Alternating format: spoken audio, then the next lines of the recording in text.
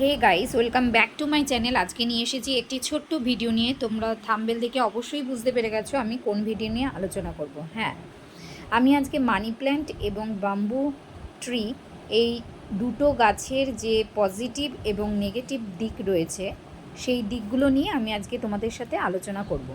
তবে শোনো, প্রথমে মানি প্ল্যান্ট সম্বন্ধে আমি তোমাদের সাথে আলোচনা করছি। অনেকেই সুখ ও সমৃদ্ধির জন্য বাড়িতে মানি প্ল্যান্ট লাগান, কিন্তু জানেন কি মানি প্ল্যান্ট ঠিকঠাকভাবে না রাখলে কি হয়? বৈজ্ঞানিক দিক থেকে দেখলে দেখা যায় এটি ঘরে থাকলে অক্সিজেন সরবরাহের কাজ করে। আবার বাস্তুমতে এই গাছের পাতা শুকিয়ে গেলে বা হলুদ হলে তা দুর্ভাগ্য ডেকে আনে। তাই মানি প্ল্যান্টের যত্ন নেওয়া উচিত।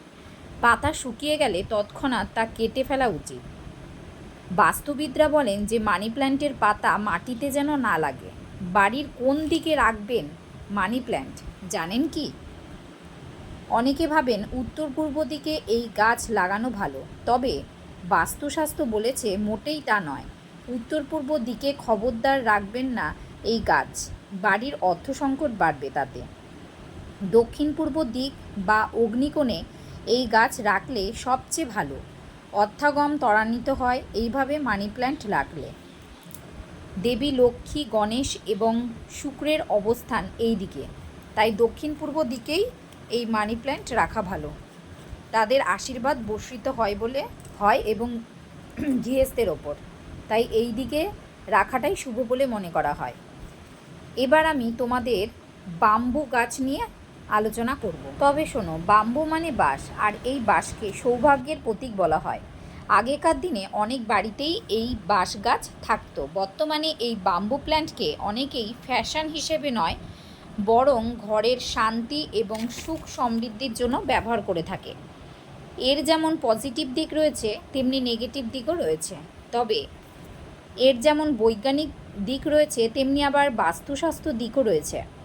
বৈজ্ঞানিক দিক থেকে দেখলে বলা যায় বাড়িতে বিভিন্ন ইলেকট্রিক ডিভাইস রয়েছে, আর সেই ডিভাইসে রেডিয়েশন রয়েছে, সেই রেডিয়েশন শোষণ করে এই গাছ এবং আমাদের ক্ষতির হাত থেকে বাঁচায়।